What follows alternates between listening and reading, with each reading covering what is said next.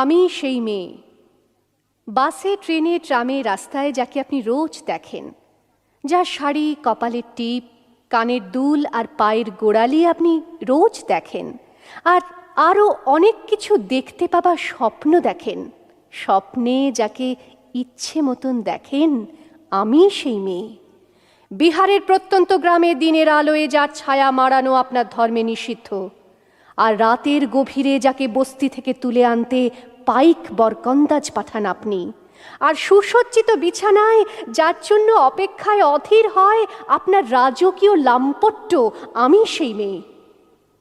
আমি সেই মেয়ে, আসামের চা বাগানের ঝুপড়ি কামিন বস্তি থেকে যাকে আপনি নিয়ে যেতে চান সাহেবী বাংলোয় মধ্যরাতে, ফায়ার প্লেসের ঝলসে ওঠা আলোয় মোদির চোখে দেখতে চান যার অনাবৃত শরীর, আমি সেই মেয়ে।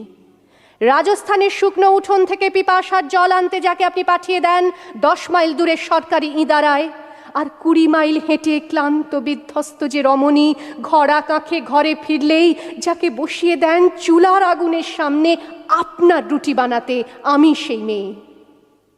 আমি সেই মেয়ে যাকে নিয়ে আপনি মগ্ন হতে চান গঙ্গার ধারে কিংবা ভিক্টোরিয়ার সবুজে কিংবা সিনেমা হলের নীল অন্ধকারে, যার চোখে আপনি এঁকে দিতে চান ঝুটো স্বপ্নের কাজল, আর ফুরিয়ে যাওয়া সিগারেটের প্যাকেটের মতো যাকে পথের দুপাশে ছুঁড়ে ফেলে আপনার ফুল সাজানো গাড়ি শুভ বিবাহ সুসম্পন্ন করতে ছুটে যায় শহরের পথে।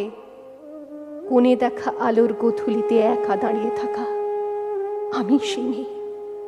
আমি সেই মেয়ে, এমনকি দেবতাও যাকে ক্ষমা করেন না, অহংকার আর শক্তির দম্ভে যার গর্ভে রেখে যান কুমারীর অপমান, আর চোখের জলে কুন্তি হয়ে নদীর জলে ভাসিয়ে দিতে হয় কর্ণকে, আত্মজকে। আমি সেই মেয়ে। সংসারের অসময়ে আমি ভরসা, আমার ছাত্র পড়ানো টাকায় মায়ের ওষুধ কেনা হয়, আমার বাড়তি রোজগারে ভাইয়ের বই কেনা হয়, আমার সমস্ত শরীর প্রবল বৃষ্টিতে ভিজতে থাকে, কালো আকাশ মাথায় নিয়ে আমি ছাতা হয়ে থাকি, ছাতার নিচে সুখে বাঁচে সংসার। আপনি আপনি আপনি আপনারা আপনারা আমার জন্য অনেক করেছেন।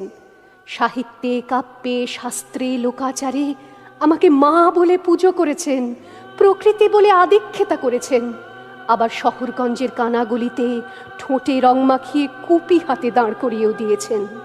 হ্যাঁ, আমি সেই মেয়ে। একদিন হয়তো অন্য কোনো একদিন আমার সমস্ত মিথ্যে পোশাক ছুঁড়ে ফেলে দিয়ে আমি হয়ে উঠব সেই অসামান্যা।